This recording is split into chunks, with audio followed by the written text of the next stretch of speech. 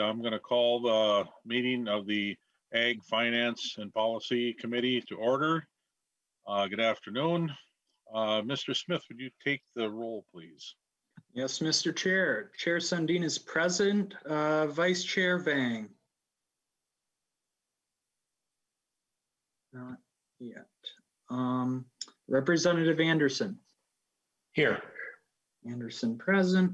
Burkle. Present. Burkle present. Eklund. Present. Eklund present. Hanson R. Hanson R. Present. Hanson J. Hanson J. Present. Hanson J. Present. Cleavorn. Cleavorn present. Cleavorn present. Lippert. Not yet. Lippert present. Lippert present. Lewick. Lewick present. Lewick present. Miller. Present. Miller present. Nelson. Present. And Thompson. Thompson is excused. We have a quorum, Mr. Chair. Thank you, Mr. Smith. This meeting is going to be held in accordance with the House Rule 10.01, which is posted online. We have the minutes of the previous meeting. Representative Anderson, what's your pleasure on the minutes? I move to approve those minutes, Mr. Chair. Thank you. There's a motion to approve the minutes of the previous meeting, February 1st, 2021. Any questions or corrections? Hearing none, seeing none. All those in favor signify by saying aye. Aye. Aye. Aye. Any opposed, say nay. Thank you. Minutes are adopted. We've got continued walkthrough of the MDA budget with Marketing and Development Division, and hearing from some folks who benefit from programs. The detailed budget narrative and PowerPoint were provided ahead of the meeting and are posted on the committee website. We do have time built in to ask questions at the end of the testimony. I'd ask that both presenters and members remain concise with their questions and answers. First up, we have Mr. Hewinen. Please introduce yourself and proceed.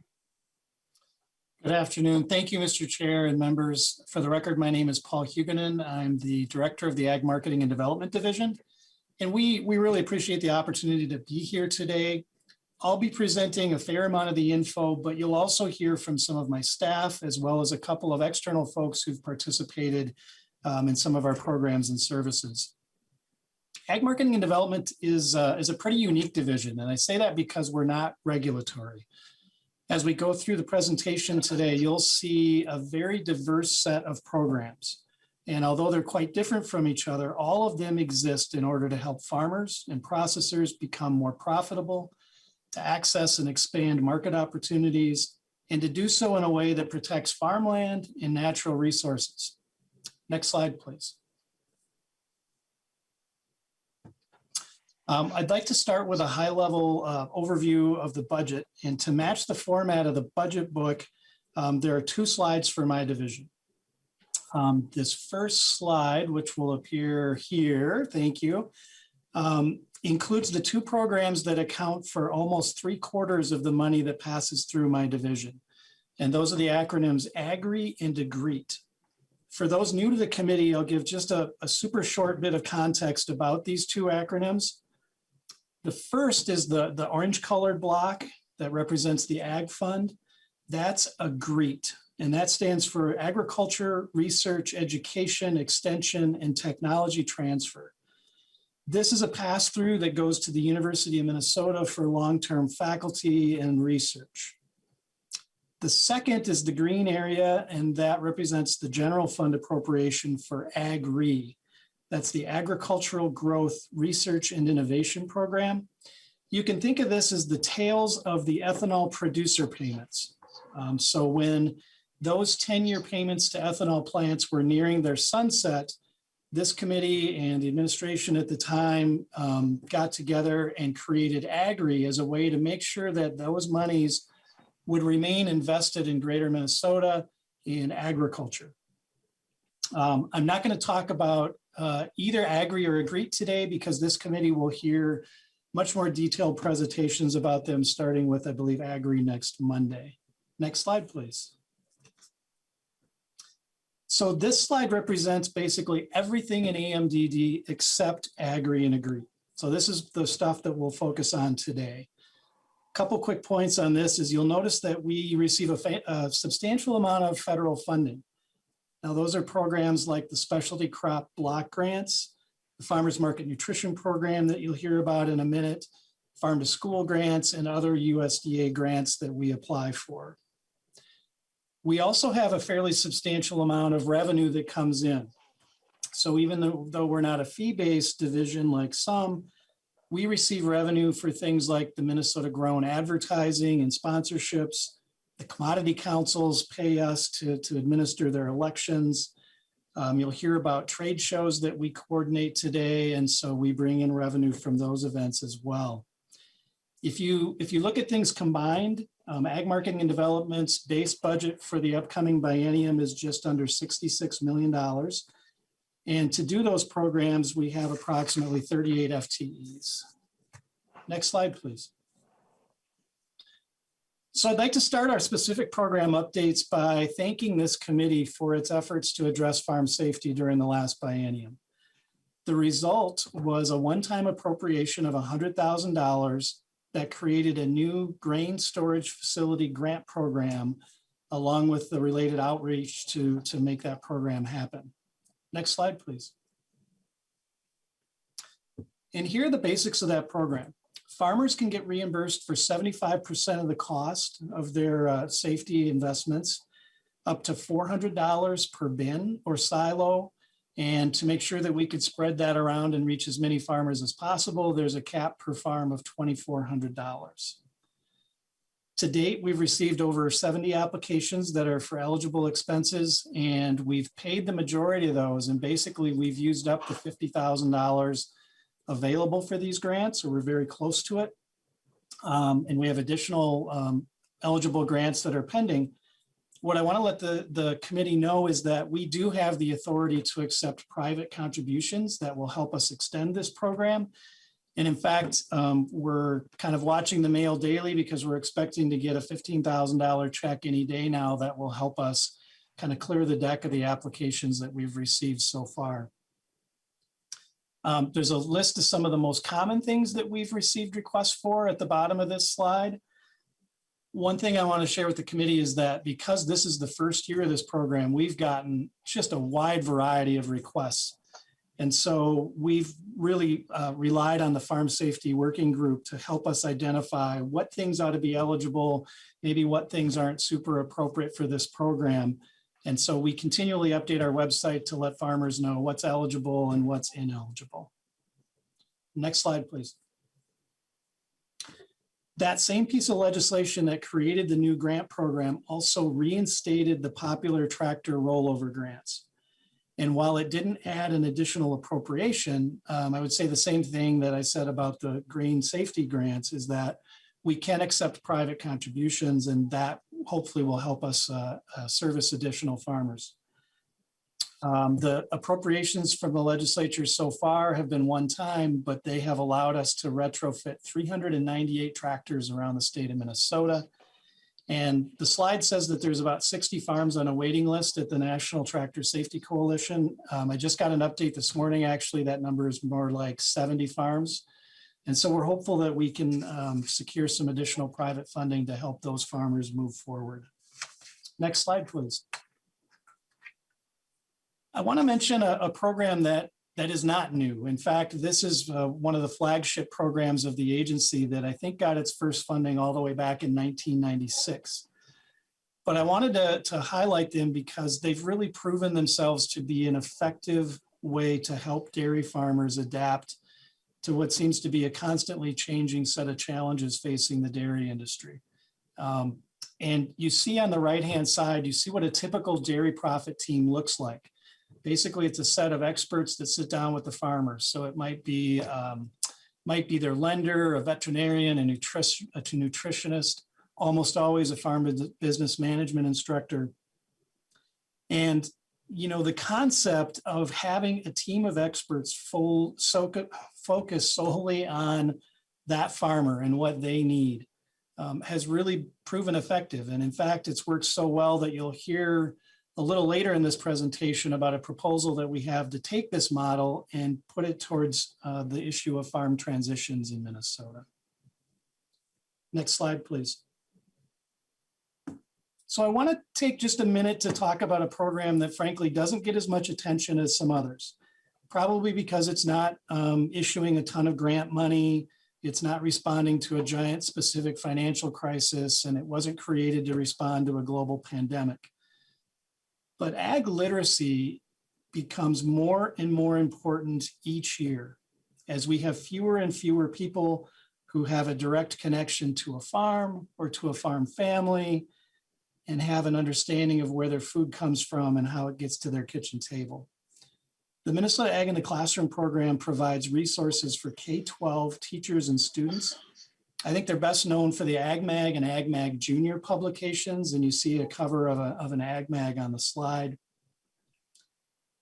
The key thing is that Ag in the Classroom lesson plans and activities are all tied to specific grad standards so that it's very easy for teachers of any subject to be able to incorporate ag concepts and themes into their classrooms. The staff who runs this program are really sharp, and one of the nice things is that they've been investing in online resources for teachers for several years. So when COVID completely upended the learning model in Minnesota and teachers were shifting to remote learning, Ag in the Classroom was really well positioned to be helpful to them. One of the examples you see on the right-hand side of the screen is they shifted their popular summer tours for teachers to be all virtual. And they got tremendous response with over 100 teachers, 40 counties, a nice mix of metro and greater Minnesota. Next slide, please. Ag in the Classroom also has done a series of really popular, professionally done virtual field trips. And teachers during COVID are especially looking for engaging, interactive ways to connect with their students and to be interactive.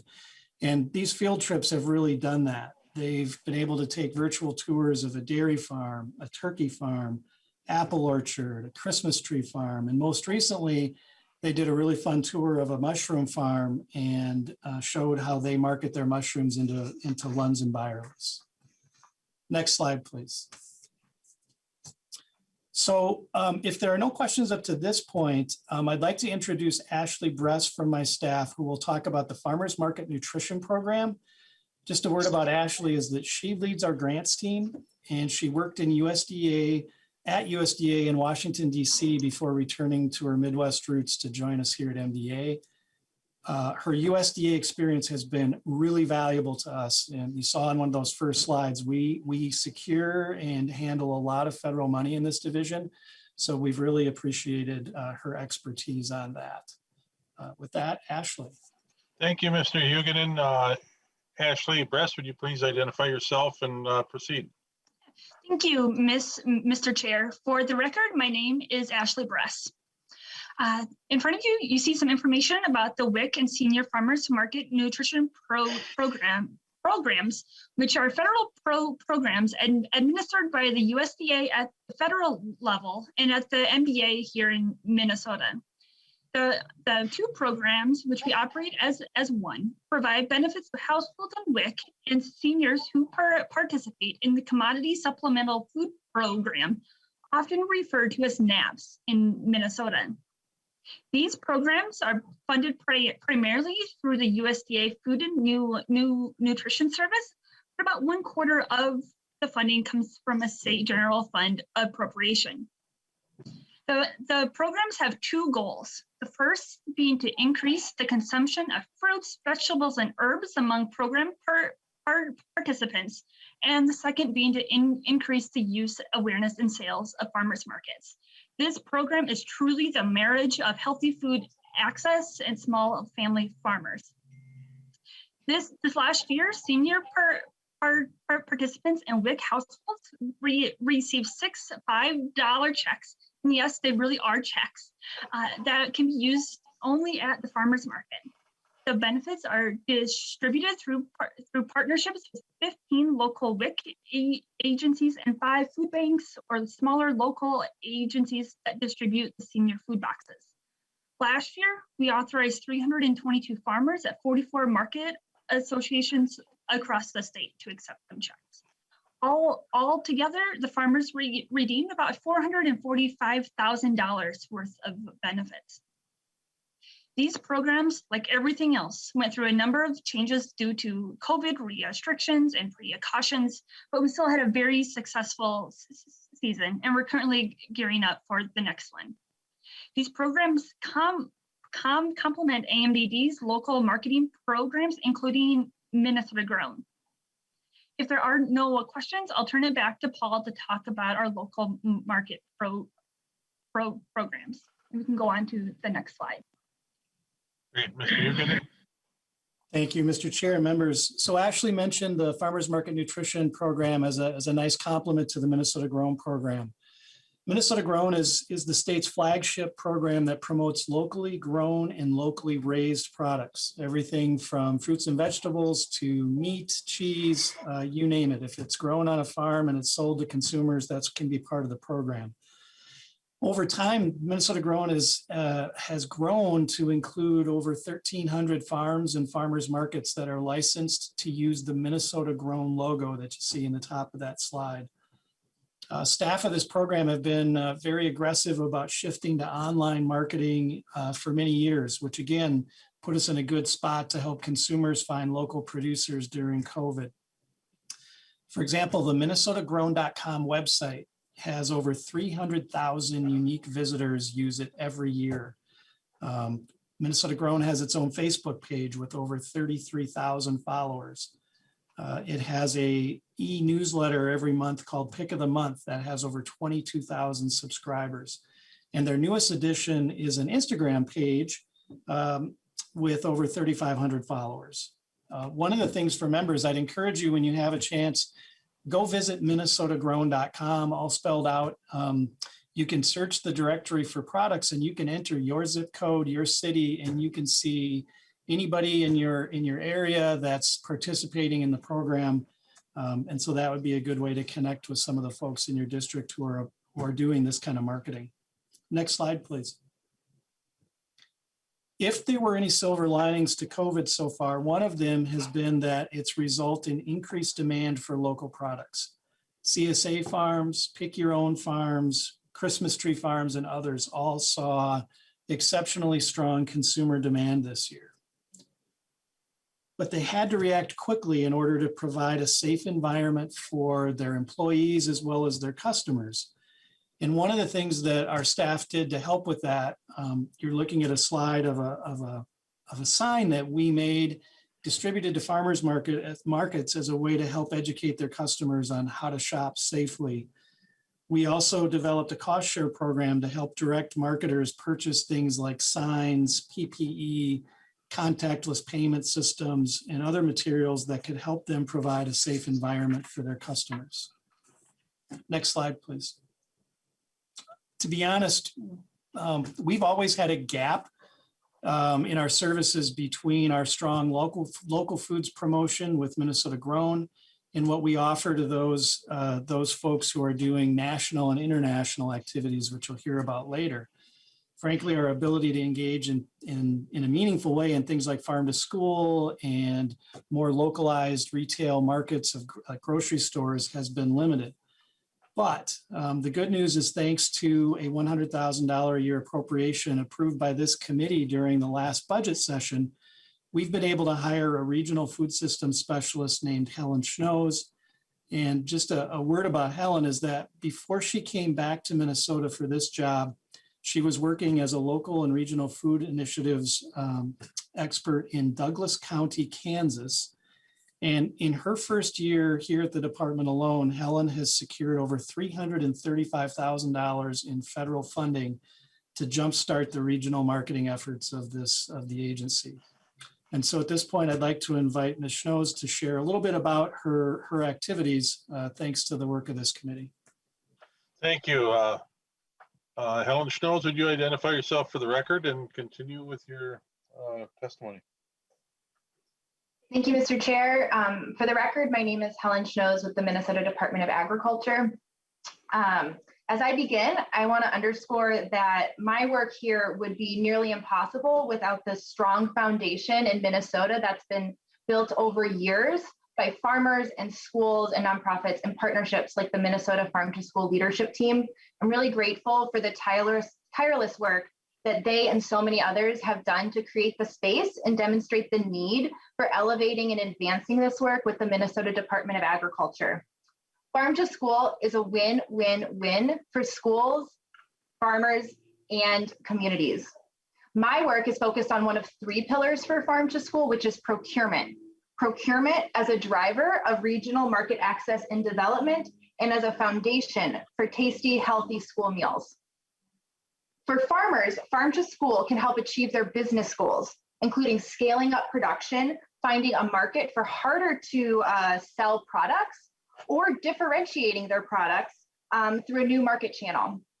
Farm to School is important because of its community impact potential, including fostering urban-rural linkages, building resilience, and cultivating racial justice and understanding. Next slide, please. Our new Agri Farm to School grant, which for fiscal year 2021 will be a reimbursement pilot that you'll hear about more next week.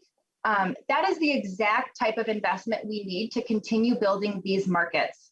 I work closely with our Agri Grants team so that our grant funding is executed to support practitioners on the ground.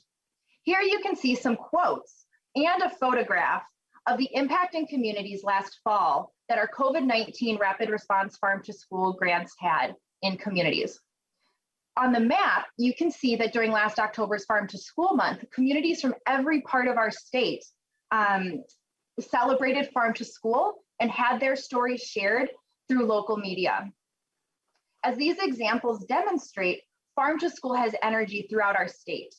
I really like to emphasize that Farm to School is all about lifting up the interests and assets of a unique community and region. There's no one right way to do Farm to School. For these reasons, to successfully build Farm to School markets through our new efforts, we take a systems-focused, whole community approach. To do this, we have 3 key areas of focus: resource development, evaluation, and relationship infrastructure. We've been creative with funding, as Paul mentioned, to make progress in each area, and are inspired by examples and best practices we've seen work in other states. We've leveraged state dollars to secure $100,000 from the USDA to create a Minnesota Harvest of the Month program.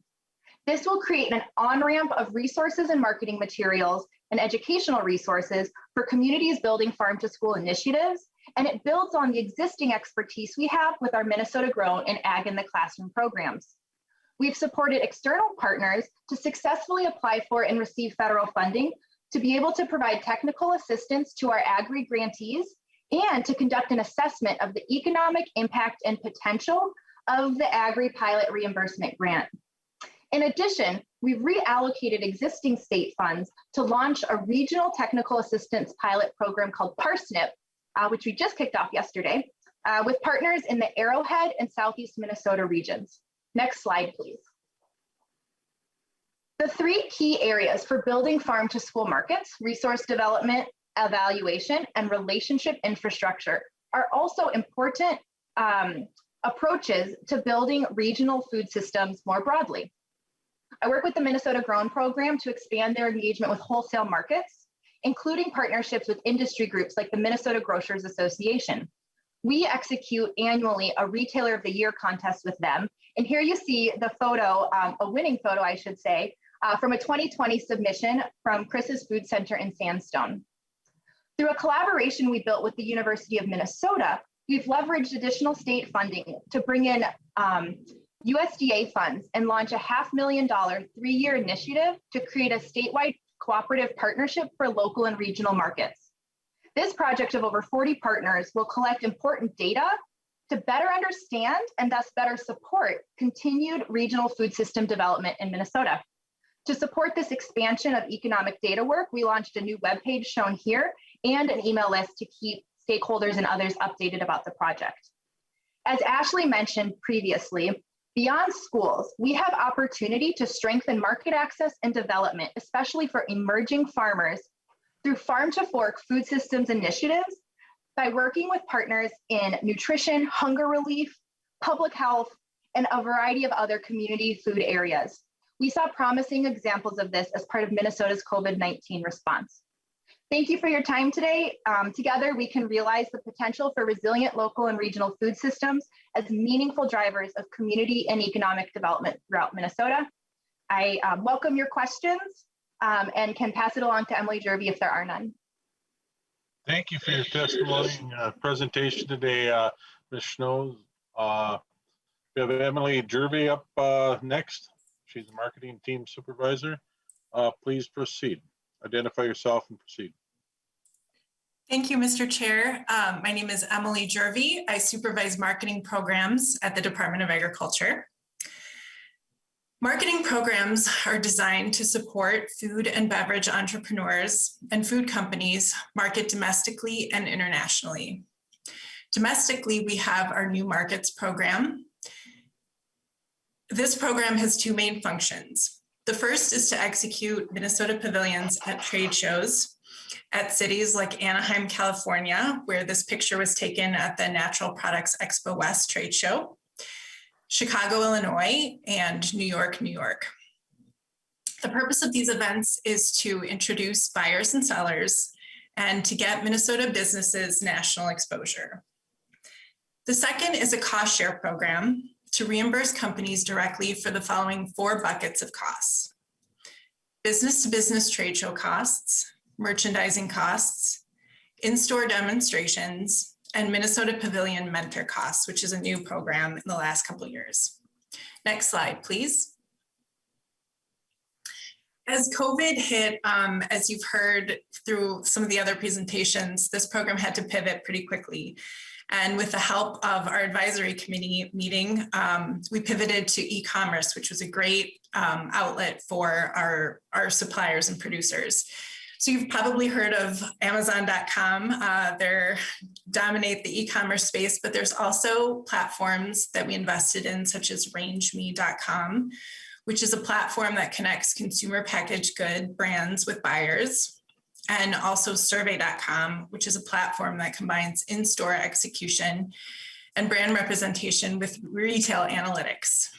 Next slide, please. We saw success with these activities. The following slide contains testimonials of program participants, which range from farms to food companies located throughout the state.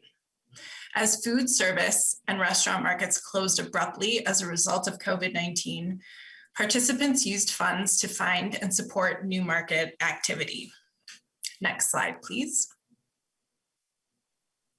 I would now like to introduce Jillian McGarry, the founder of MostlyMade.com. Mostly Made products are found in the frozen food section of 40 grocery stores in Minnesota, Wisconsin, and Illinois. Minnesota stores carrying Mostly Made products include Kowalski's, Festival Foods, and Coburn's. The products include lasagna filling, enchilada filling, and shepherd's pie mix. I'd now like to welcome Jillian. Hi, guys.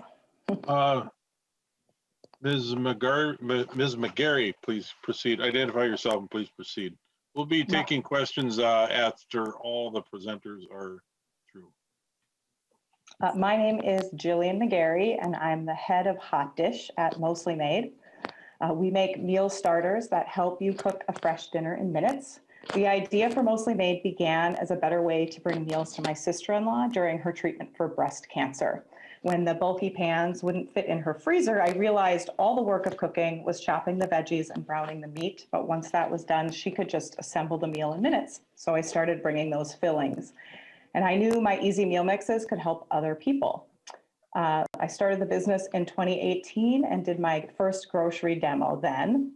While walking to the back of the store, I totally biffed it and shattered my crock pot on the floor. I had to borrow one from the store's break room.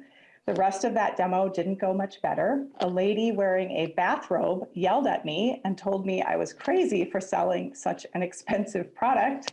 After 6 hours, my feet ached and I only sold 8 items. I was ready to never do that again. As the frozen manager came to retrieve the loaner crock pot, he pointed to shelves of products and he told me, most of this stuff doesn't sell. The companies pay big money for end cap placements and coupons. That's the only way it moves off the shelf. But for brands that don't have any money, like me, the products just sit there for months until they're discontinued. I knew right then, if my business was going to survive, that I needed to do more demos. So I demoed nearly every weekend for 2 years, doing 250 demos, putting 16,000 miles on my minivan, and selling 2,300 products one by one. That's $30,000 in local revenue. We source pork sausage from a company in St. Paul, Minnesota. My manufacturer is located in the Seward neighborhood of Minneapolis. My first year in business, 37% of my sales occurred during demos. I would not be in business today without them. The cost sharing program reimbursed me around $2,500 a year, which was enough to cover my demo expenses and keep my business afloat. The demos weren't just good for sales. I gathered feedback about my products, like how some people thought they were too expensive. I fine-tuned my pitch every time a disinterested shopper walked away, and I got better. My first year demoing, I sold 2.9 products per hour, but by early 2020, I was selling 4.3 per hour. When COVID hit, the Department of Agriculture adapted the reimbursement program to cover e-commerce. This was a lifeline to businesses facing lost sales opportunities. I had been using the free version of rangeme.com for years. Their $1,400 premium membership seemed like a pretty big risk for something that hadn't done a thing during my 2-year free trial. But since I would be reimbursed for half of it, that took the sting away, and I reluctantly subscribed and began applying to opportunities. I was invited to pitch at KeHE's National Trade Show, that's broadcast to 5,000 trend experts and national grocery buyers. This could launch Mostly Made into national distribution and drive millions in revenue. I applied and was accepted to pitch to the Hy-Vee buyers, which I have next week. Mostly Made was selected to audition for a national teleshopping network. I've done hundreds of demos, and I can list all my selling points and serve food without breaking eye contact. I was given the golden ticket, and their initial order will be $75,000 to $125,000. It was my miracle mop moment. All that from a $700 cost sharing reimbursement. Oh, and also it turns out the lady in the bathrobe who yelled at me during my first demo, she was right. My product price was too high. This year, we're releasing new products that retail for under $10, launching this spring in 50 Target stores. The cost sharing program nudges entrepreneurs to invest in growth. If we're willing to put in the work, the new markets ensures that we're not entirely alone in the financial risk. Thank you for supporting the programs and for listening. That was a terrific story. Thank you. Next up, we have Jim Ostley. You please identify yourself for the record and proceed with your testimony. Thank you, Mr. Chair. Mr. Chair, we've got Emily Jervey has the second part of hers to talk more about international markets, and then we'll get to Jim. Okay, so sorry about that. You, Ms. Jervey then. Sorry, you're not done with me yet. But thank you so much, Jillian, for your testimony.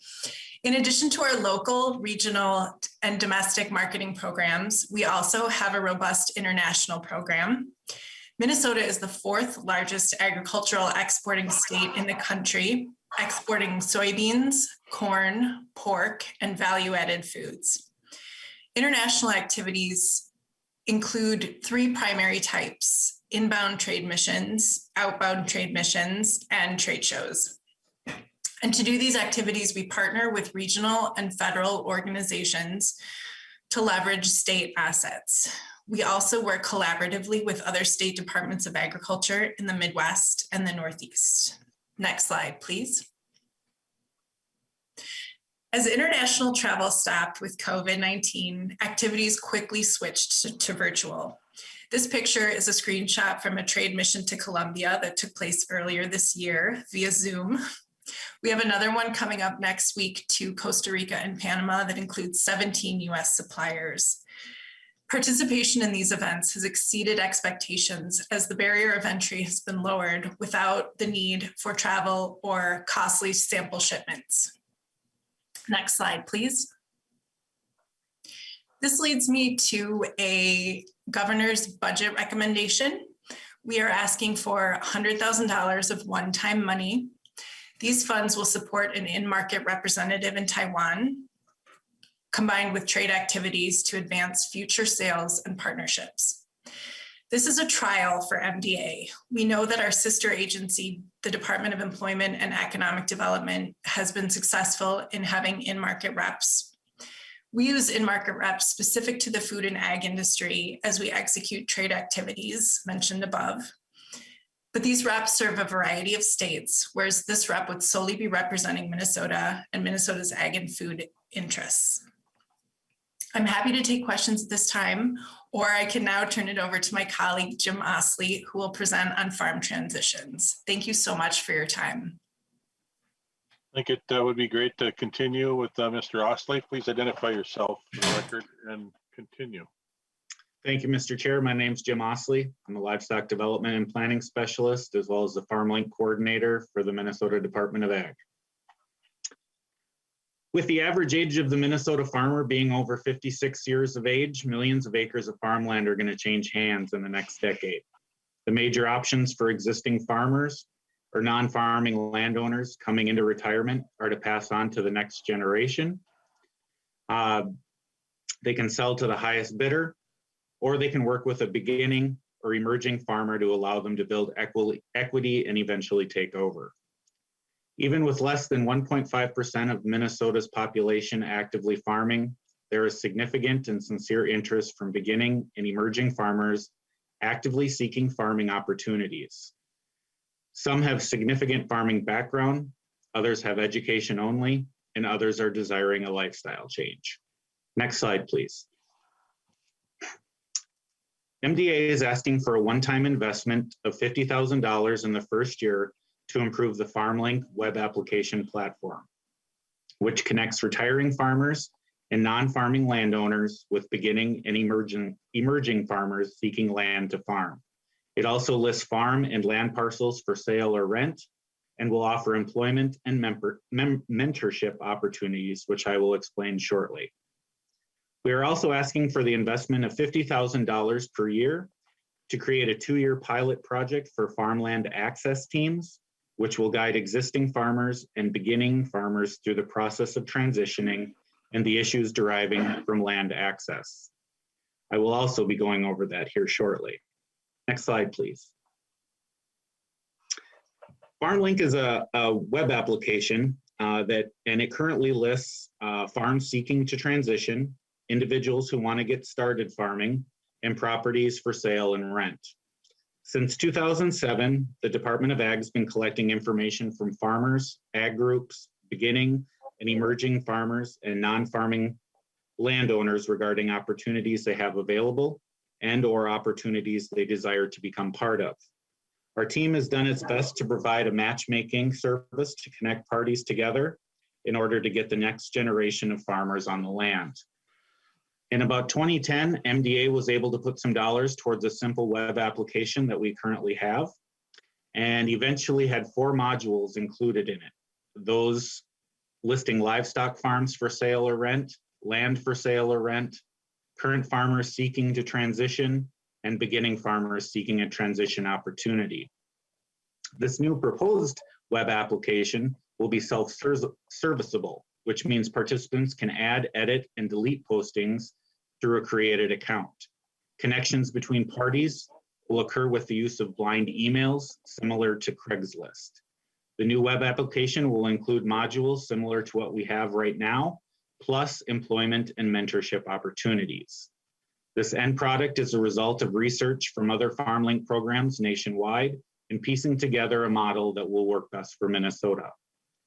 The benefits of updating FarmLink include reducing the amount of staff time devoted to basic tasks like entering and updating listings, increasing ease of use for those using the web platform, using staff time to focus on follow-up and follow-through, and creating more opportunities for beginning, emerging farmers to actively engage in agriculture with the hopes of molding the next generation through mentorships, employment, and transitioning. Next slide, please. Farm transitions are extremely complex. Communication and follow-through are major roadblocks, and ensuring the right mix of professionals are involved is key to the protection of both parties. To help navigate this complex process, we propose a pilot project creating farmland access teams. These teams, with the help of a coordinator, will be producer-led and offer a comprehensive approach to the delivery of on-farm services to transitioning farmers, and will combine skills and experience of transition professionals. This kitchen table approach gets everyone who has the success of the transition as a goal, sitting together, all being on the same page, brainstorming, and knowing the steps to move forward to success. The program is available to all types of transitioning farms, regardless of size or production, and is flexible and custom fit to the needs of each farm. The pilot farmland access teams will be modeled after the successful dairy profitability teams, which bring professionals from various fields together to assist the farmer. These would include, but are not limited to, communication, estate planning, housing, tax preparation, and contract design.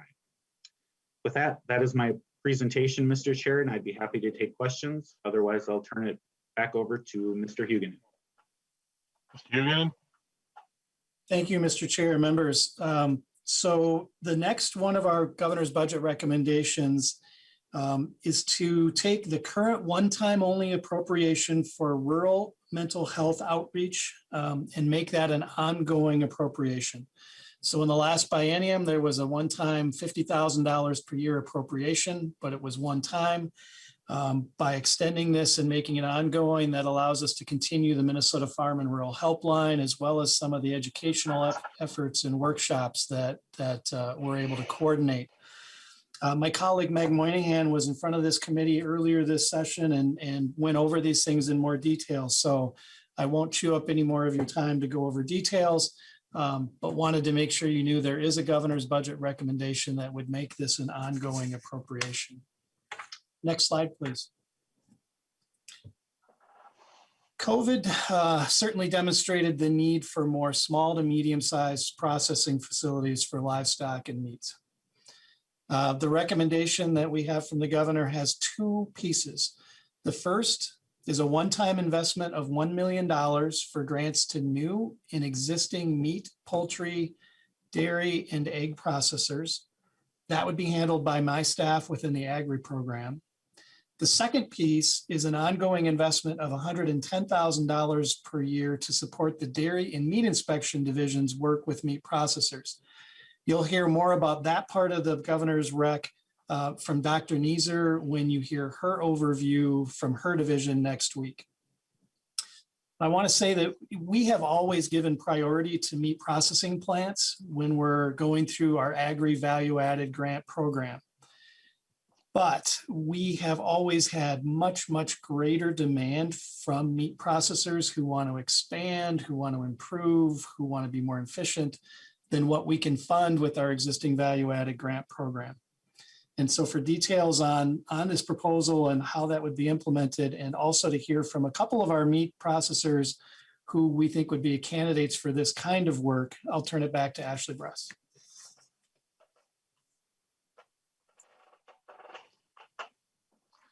Thank you. Ms. Bress? Thank you, Mr. Chair. As Paul mentioned, our value-added grant is consistently one of our most competitive programs. The perfect example is this year. I did a round of grants that closed in November. Through that round, we've received 92 value-added proposals that requested $5.2 million. These 92 proposals covered all sorts of things, but 45 of them related to meat processing, and those 45 were requesting $2.8 million. While we normally have about $2 million to use for value added, due to a number of reasons, our budget this year is closer to $1 million, although we were able to supplement it with some CARES Act funds. But still, we had $5.2 million in one round when we only had $1 million of available. So it was a pretty competitive process in there. So we are proposing an additional $1 million for one-time use in fiscal year 2022. With that $1 million, we would be doing a grant process that was specifically for meat processors, and we anticipate that this would be handled very similarly to how we handled the existing value added grant in terms of matching requirements, eligible expenses, and minimum and maximum awards. And it should be noted that these funds would be a supplement to the value added grant and it would not supplant those funds. So with that, I'd like to go to the next slide. All right. I would like to introduce two meat processors to you. One of whom has years of experience working in the industry, and another one who is, who sees a good opportunity to get started. To help keep things moving along, I would like to introduce them both to you now so they can proceed one after the other. Our first is Tony Damer, owner of Damer's Meat Market and Deli in St. Michael, or is it Monticello? I think I have my notes here wrong. Damer's has received several value-added grants from us, most recently in fiscal year 2020 for a smokehouse, data logger, and snack stick butter. The second one that I'd like to introduce is Austin Williams. Austin and his family farm near Brewster, and he's working towards opening a new processing plant near Fulda to handle both beef and pork. He currently has his hogs processed at Prairie Meats in Olivia, which is another one of our value-added grants. He recently received a rapid response grant to purchase a freezer van to hold product until it's ready for distribution. And with this, I would like to turn it over to Tony. Mr. Damer, please identify yourself and proceed with your comments. Mr. Chair, I am Anthony Joseph Damer, owner of Damer's Meats. I'm third generation. My grandparents opened this up in 1924. We were a small retail plant, and through the Department of Ag and going Equal To, we have had the ability to get some grants to be able to upgrade our equipment. So now that we're Equal To, we do quite a bit of wholesaling. We have, as Ashley had said, been the recipient of quite a few of the grants. We primarily concentrate on food safety with the grants that we have gotten by upgrading equipment that is, much more safe for our employees and, the data loggers and stuff like that, is so that way we can guarantee that our product makes all the critical limits that we need to on stabilization and cooking and that kind of thing. We did, in the past two grants, I believe we've bought 2 new smokehouses. Traditionally, we were a hardwood smokehouse where we'd actually split the wood and do that.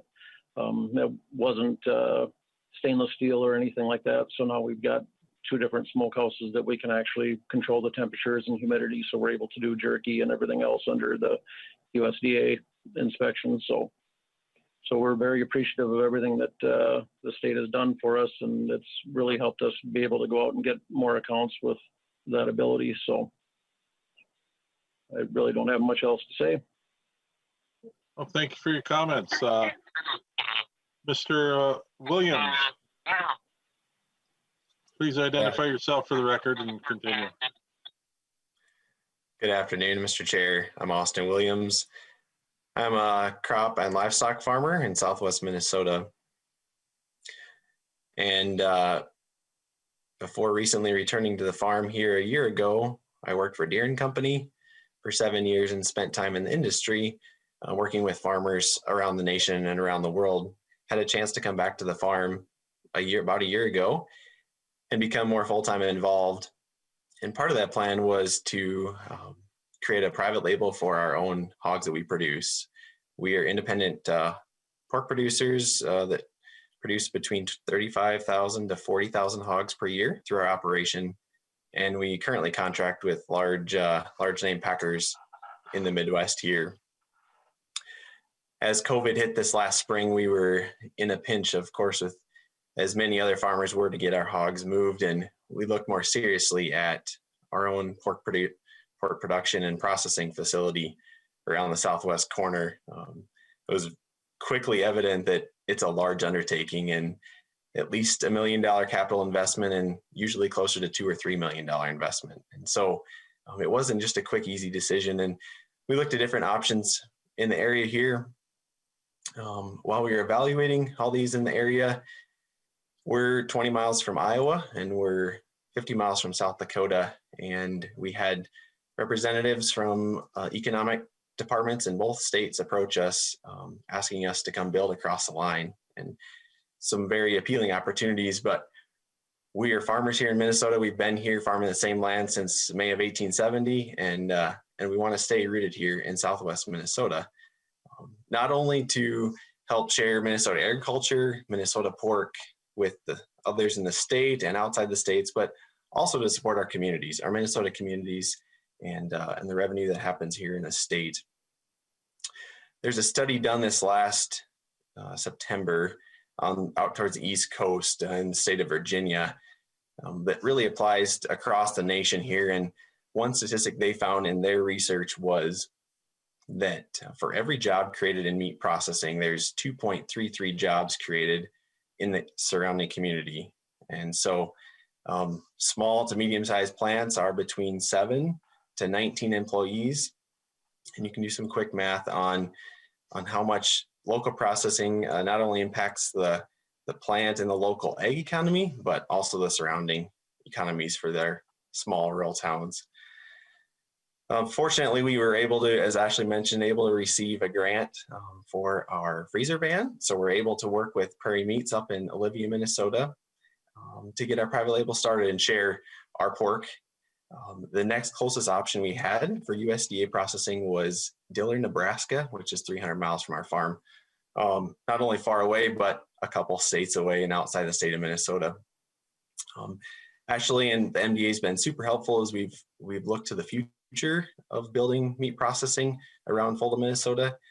But they've mentioned to us that their funds are pretty limited there, and looking at the large capital project, any assistance from the state is super appreciated.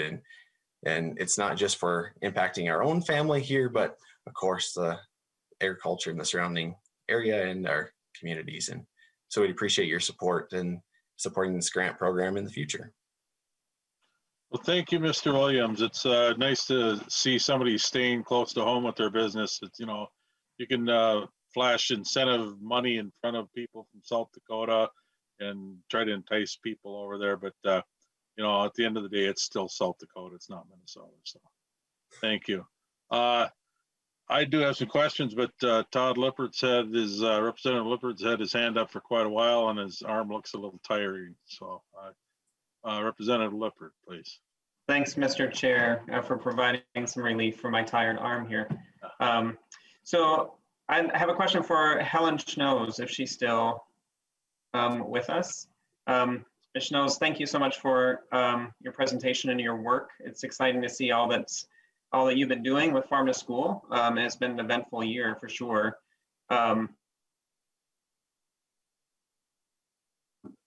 A middle schooler and 2 high schoolers who just returned to hybrid learning. So they have some in-person classes that are happening now. And so I'm just curious how that impacts Farm to School. Just the procurement, kind of the system as a whole, as more and more schools are kind of going back to in-person learning, what's happening with Farm to School, and then also what you're planning for going forward as more vaccine is distributed and we get COVID under control. Okay, Ms. Schnoes. Thank you. I would say that The answer to your question is similar to what I said about where there's farm to school looks unique in every community. And so we know that schools have been in many different learning scenarios and meal service scenarios. And so we've seen adaptations, based on what that school is. So it's hard to give a broad brush. I think in a lot of ways, COVID-19 inspired great creativity and ingenuity among farmers and among communities. And we've seen some really fun innovations in how farm to school connections were still made and new connections that were made.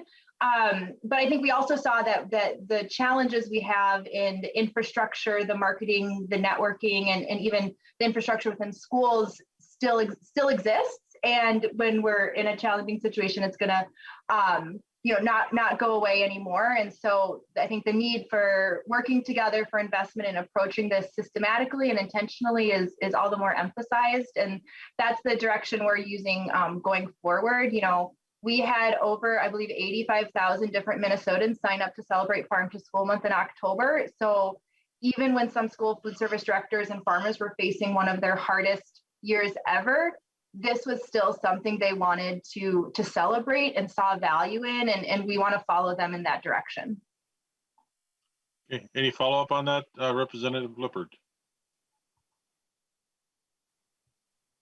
That's helpful, Mr. Chair. I'm having some internet trouble on my end, so what I've heard of it sounded great, and I'll let you go on to some other questioners. But thanks, Ms. Schnoes, for your work. Thank you. Vice Chair Vang, please. Thank you, Mr. Chair. I just have a couple questions for two different programs. One is for the FarmLink. Wanted to see what are the percentages of farm transitions from, one, how many are passing it to the next generation, how many are selling to the highest bidder, how many are working with emerging farmers. If you can provide some numbers around that, that'd be great. And then the other question is related to Minnesota Grown label.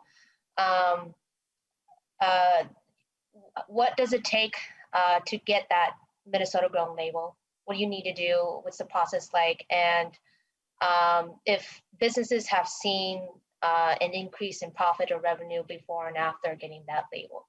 So whoever can best answer those questions. Thank you. Okay, who's up for those two questions? Mr. Chair, maybe we could start with Jim Osley to do the first question, and then I'll follow with the second one. Okay, thank you, Mr. Huguenin. Jim Osley, please. Thank you, Mr. Chair. I really don't have the numbers right in front of me as far as farms transitioning to the next generation or being sold to the highest bidder or going through a non-family heir type of transition. However, and I can look to get those numbers if they do exist. However, the vast majority of individuals that I work with, most are going to the highest bidder when we're looking at land transfers. However, there's been a sincere interest in folks that don't have an heir to take over their family farm, giving that next generation a chance because it is virtually impossible to walk out the door and say, today I'm going to be a farmer, and go and try to secure the financing, all the equipment that's needed in order to do that. So I can look into that further if those numbers do exist, but right off the top of my head, I do not have them. Okay, quite possibly that information could be provided if you can dig it up and provide it to the committee. Thank you. I actually had a question or two here. When we heard about the tours, the virtual tours being presented to school age groups, I thought back to a few years ago when Representative Clark was busy trying to establish urban gardening and that type of thing. And I'm just wondering, on those tours, are you reaching into some of the inner city people, students, and just exactly who is utilizing those tours. Because the urban gardening and urban agriculture, you know, is always been an interest of mine, and I'd just like to know how far you're reaching into the schools and where. Sure. Mr. Chair, members, that's a great question. And the short answer is yes, that Ag in the Classroom has really made a concerted effort, especially in the last few years, to reach more urban teachers and more urban settings. One of the ways they've done that is, it was a couple years ago, they actually received some federal grant money and they developed a school garden curriculum. And the idea behind that was to create a whole range of curriculum for different grade levels that would allow schools to use a school garden and develop all sorts of lessons and curriculums. So something that could be used whether you were in Minneapolis or whether you were in Thief River Falls. And so a really easy way for people to access curriculum that was actually taking advantage of things that they could see and taste and touch in school gardens. So the short answer to that is yes. So they are definitely trying to do more in terms of reaching out to a community of color, et cetera. And you saw that on the teacher tour, where I think it was 30 to 40% of their summer teacher tour participants were coming out of the metro area. And I think Representative Vang had a question about Minnesota Grown, and if I could answer that, I'll do my best to answer her question as well. I think I heard two pieces of that, Representative Vang. The first being, what does it take to be Minnesota Grown? And one of the things that makes that program successful is that it's a very simple program. If the product was grown or raised in Minnesota, that's your eligibility requirement. So whether you're a large backyard gardener or whether you've got 500 acres of potatoes in central Minnesota, that's what it takes. There's a license to use the logo, which is set at $20 per year. And when the legislature created this program back in the mid-1980s, the goal was clearly not to take the license fee as our significant source of revenue, but rather to have a way of ensuring that we were protecting the integrity of the logo, but to make it as accessible as possible for folks.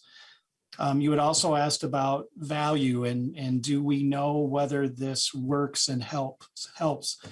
So historically, a lot of that has been anecdotal, but we have worked a lot with retail grocery stores who do demos, and we've partnered with the Grocers Association.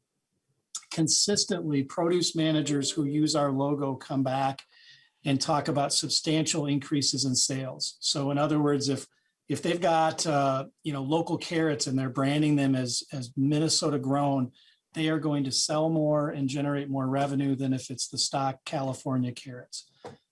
We've also done a lot of surveys of consumers who are going and buying from farms. So we did this at farmers markets, berry farms, orchards, couple other places where we were surveying customers to find out, how much did they spend? Why did they choose to go to a farm? How did they hear about the farm? And so from the customer perspective, we know that, for example, on berry farms, it's roughly 15% of their customers came as a result of finding them in the Minnesota Grown directory as at least one of the ways they found them. So we're constantly trying to evaluate, constantly trying to document, is what we're doing working or not? One of the projects actually that Helen Schnoes is working on is a joint project with University of Minnesota, and that is about evaluating statewide effectiveness of things like the Minnesota Grown program. So I would fully expect we'll be able to come back to this committee with even more and better data to help answer that question for you. Thank you so much.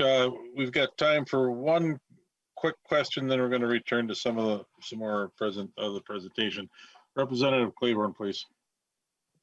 Thank you, Mr. Chair. And my question may be not right for this conversation, but I'll just ask it anyway. I was really intrigued by the idea of the videos going to schools to encourage maybe participation in our agricultural economy. But I was also thinking about the fact that agriculture is shifting daily, right? It's also becoming very high tech. And I wonder, in these productions that you're putting together, if we aren't also focusing on engineering that designs the equipment that we use for precision agriculture, water and soil science, genetics, molecular biologists. These people all work with our farmers and our agronomic economy all across the state to increase those yields, to have crop innovation, and also improve our water and soil health. So, are those also being included when we're talking about jobs for agriculture for tomorrow? Mr. Hagenen. Mr. Chair, Representative Claiborne, that's a great question, and you hit the nail on the head. One of the things that programs like Ag in the Classroom are trying to do is to let people see more than just the stereotype of agriculture, right? So, a student who's growing up in, St. Paul, Minnesota, may have one image of what agriculture is or what a farmer is. And so Ag in the Classroom really tries to show that diversity and the range of ways that people engage with agriculture where they might not know it. And so, for example, they've shown people robotic milkers on dairy farms. And when they're visiting with crop farms, they've talked about drones and the kinds of technology that ag is. And we really want to inspire kids, no matter where it is in Minnesota they grow up, to see that agriculture matters, it's vibrant, it's not a dying industry, and there's opportunities for them no matter where they grew up and whether they've ever set foot on a farm before. So yeah, that was spot on observation and exactly what we're trying to do. Okay, thank you. My understanding is we have a few more slides to review. Yes, Mr. Chair, I will be very brief with them. There's just the last couple of things I wanted to make sure the committee was aware of. We have two more governor's budget recommendations, and basically both of them come from the Governor's Council on Biofuels.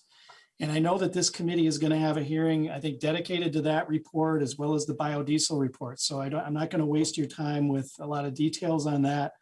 Simply wanted to make you aware that there is a governor's recommendation for an additional $2 million per year for biofuels infrastructure. Basically, the point of that is to help retail stations invest in the infrastructure that will allow them to handle higher blends of biofuels. Next slide. And then the last of our budget recommendations is also a direct result of the Governor's Council on Biofuels. That would increase the amount of money available for the bioincentive program, which is a part of Agri, by $750,000 per year. Currently, in the next biennium, the base has that program at $3 million per year. So this would increase it to 3.75. It will reduce but not eliminate the projected shortfall based on the requests that we are getting in for that program, but it will help reduce that shortfall. Next slide, please.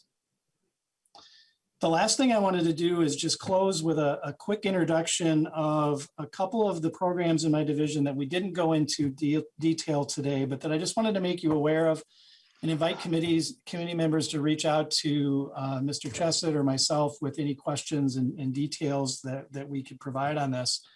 We didn't talk much on the things that we do in terms of being a resource as it relates to farmland protection and environmental quality. But it's folks in my division who administer the Ag Land Preservation Program. They also provide technical assistance to local units of government on things like ag land preservation, on zoning and planning issues, and those kinds of situations. The second bullet relates to Commodity Council oversight. There are 13 research and promotion councils in Minnesota that all formed underneath state statute. Our role is to do things like administer their elections on their behalf, and they pay us for that. So basically, financially, that is a net wash for the state. They pay for our time to do that, but our responsibilities are spelled out in statute in terms of providing oversight for each of those councils. The next bullet point relates to the organic program, which we do a couple of things with that. One is we administer a cost share program, which has federal money, And it provides funds for organic farmers and organic processors, and it reimburses them for a part of their certification costs. So in Minnesota, organics are all certified by third-party certifiers. It's not the Department of Ag that does that, but we provide through the federal government, federal cost share money for folks who do that. We work closely with FSA to make that program happen. In terms of organics, it's also interesting to note that Minnesota is the only state Department of Agriculture in the nation that hosts a statewide conference for organic farmers, processors, and folks who might be interested in kind of kicking the tires and seeing if they want to transition to organics. And the final thing I wanted to mention is something that I suspect even longtime veterans of this committee may not know that we do. And that is that we are providing the certification of the weights of hogs that go through the JBS plant down in Worthington. If you go back, I'm guessing 40, 50 years, this was a service that we provided for virtually every meat processing plant in the state. At some point before I came along, they made that optional, and most of the large processors opted out of it and now do that service themselves. They weigh and certify their weights themselves. The plant in Worthington has chosen to continue that relationship and have our weighers do that. And there's a couple reasons for that. One is that for farmers who are delivering to that plant, I think those folks appreciate knowing that the weights are certified by a third party. There's a level of trust in that. And the folks we have down there are very experienced and do a really good job. So of the 38 FTEs I said are in my program, 7 of those folks are stationed down in Worthington at the JBS plant. JBS pays our costs, so we look at what it takes to run that program. They bill us, it's something like 11 or 12 cents a head that goes through that plant, and then they reimburse us for those expenses. With that, Mr. Chair and members, I thank you again for the opportunity to be here. Thank you for the great questions so far, and we're happy to answer any questions you have, and we look forward to continuing to work with you as the session moves along. Thank you so much for your presentation, and everyone you brought with you too. That was a very educational session here today. Any other questions for the people that have testified today? Representative Anderson, please.